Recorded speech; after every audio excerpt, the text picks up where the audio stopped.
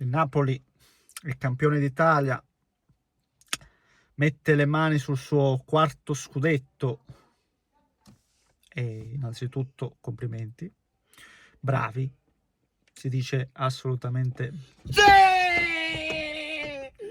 Napoli, Napoli, Napoli! Abbiamo finito.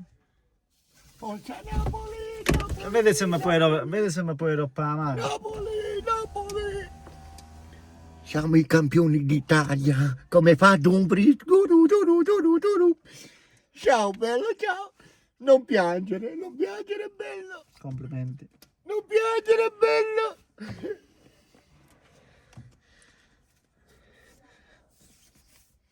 Cioè, vuoi mettere questi sulla macchina? Ma smetti, smetti. No, vi assicuro che una persona alla fine è abbastanza persona, no, sta bene, state tranquilli, una persona che non ha nessun problema se vi state chiedendo questo. Napoli! No. Allora, Napoli! basta, mi rovina la macchina, basta, bravi, complimenti. Bravi davvero, è giusto che festeggi, non ci mancherebbe altro adesso. Bisogna un po' smaltire il momento, ma bravi loro. Cosa voglio dire? È la squadra che lo ha meritato di più questo scudetto, alla luce di quello che ho visto del campionato giocato dall'Inter, perché poi si dirà si poteva fare meglio, si è fatto quello che si è fatto, e alla luce di quello che si è fatto i complimenti vanno al Napoli per lo scudetto, per il campionato che ha giocato, che poi ha portato a questo scudetto. E fatemi dire una cosa, perché questo verrà sicuramente, no? Passerà alla storia come, se no vi fa troppo casino, passerà alla storia come lo scudetto di Antonio Conte, e sotto tanti aspetti è anche giusto che sia così. Per me però questo è il Napoli di De Laurentiis, cioè secondo me l'elogio più grande deve andare proprio a lui, perché spesso lo si tira in ballo soltanto quando c'è da sputare critiche aspre, ma ricordiamoci davvero che De Laurentiis fa un percorso verticale, porta questa squadra dal nulla, anzi non dal nulla, perché il nulla sarebbe partita da zero, invece parte da molto dietro, e la porta questa squadra prima ad affermarsi in Serie A, poi in Europa, e adesso è una squadra che ogni anno competitiva e anche che vince gli scudetti. Ragazzi, il Napoli è una squadra che adesso vince gli scudetti, una squadra che negli ultimi 3 anni ha vinto 2 scudetti. C'è poco da dire, c'è poco da fare, e lo ha fatto passando da un polo all'altro, da uno stile di gioco all'opposto, da vari investimenti ad altri, nel mezzo con un'annata anche disastrosa, dove ha dovuto imparare tanto dai propri errori che c'erano stati, ma ha saputo imparare da quelli. Per me, quindi, spesso e volentieri, ripeto, diciamo, è lo scudetto di quello, è lo scudetto dell'allenatore o del giocatore, e di cui parlerei anche di McTominay, perché poi c'è da dire, questa squadra a un certo punto non andava bene, c'è da fare l'investimento, vai a prendere McTominay all'ultimo giorno di mercato, lo va a prendere De Laurentiis, lo va a prendere lui, ecco. E McTominay è il giocatore di gran lunga, senza se, senza ma, miglior giocatore della Serie A. È stato il miglior giocatore della Serie A. Poi possiamo parlare di altre competizioni, se vogliamo parlare se parliamo della Serie A, il giocatore che ha fatto la differenza è stato Scott McTominay, senza se, senza A e anche senza C, se mi permettete, perché anche stasera è una partita dove il gol doveva arrivare, perché il Napoli stasera pressava contro un Cagliari anche ordinato, assolutamente, ma c'era un furore, c'era un fuoco, una spinta che avrebbe portato al gol. Però è servito il suo guizzo, la sua giocata, ma di McTominay stasera conservo quell'immagine là, in cui nel momento in cui magari alcuni giocatori si possono far sopraffare dal momento, no? Vedi Rachmani, no? Cadere magari in alcune provocazioni, no? Farsi innervosire. McTominay non va dagli avversari o dall'arbitro, va dal suo giocatore, va da Rachmani. Che stai combinando? Che stai facendo? Com'va? Guarda a me, guarda a me. Questa è leadership, ragazzi. Questi giocatori qua ti fanno vincere. Ti fanno vincere. E diciamolo, perché poi spesso parliamo solo degli allenatori. Sono determinati giocatori che ti fanno vincere. E questi giocatori ha portato De Laurentiis.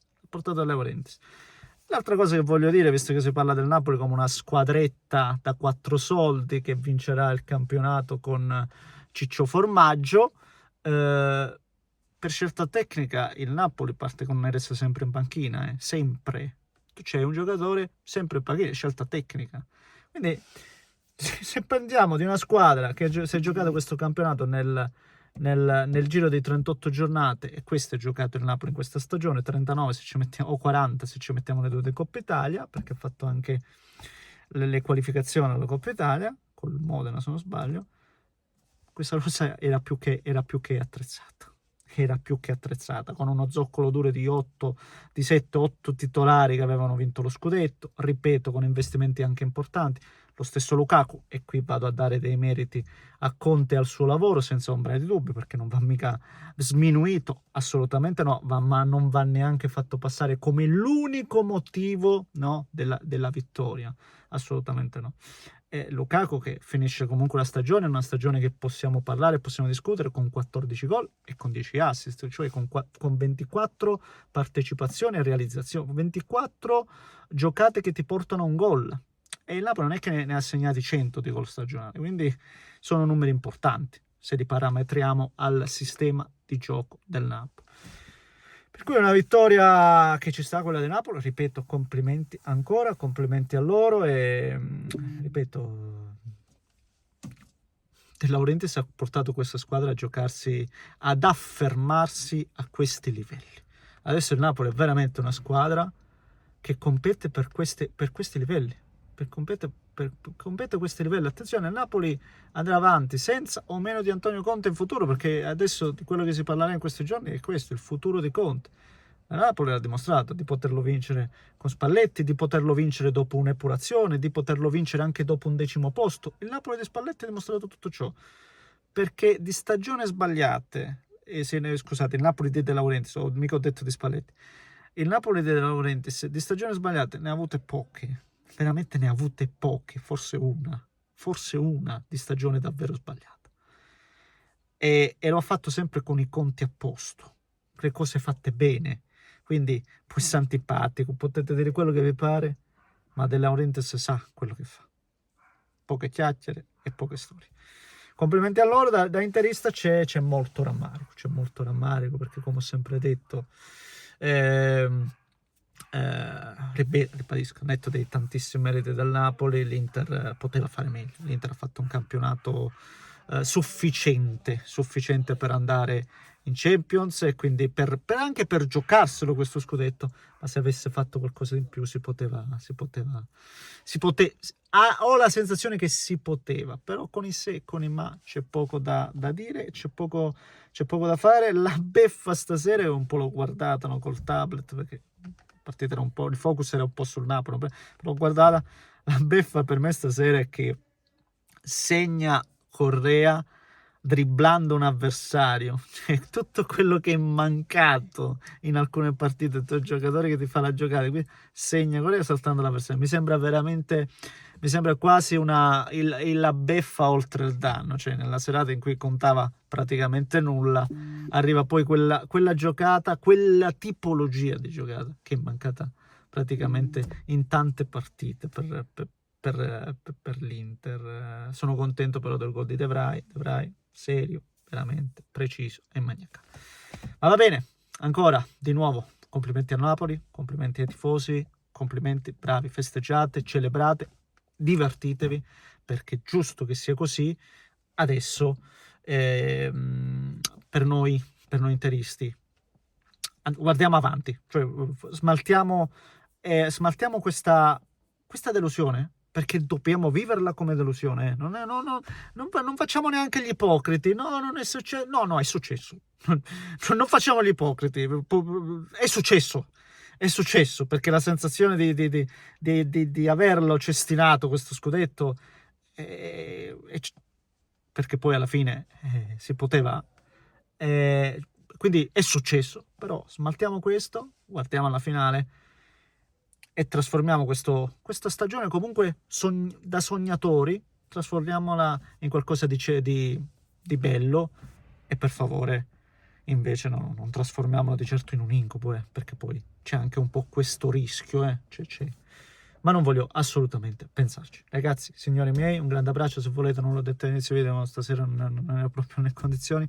Vi invito a spolliciare per il nostro amico algoritmo, vi invito a iscrivervi per seguire i prossimi contenuti, e domani mattina di sicuro vi porto la live reaction che abbiamo registrato con il suocero che sta di matto, praticamente sbarella di brutto, l'avete già visto.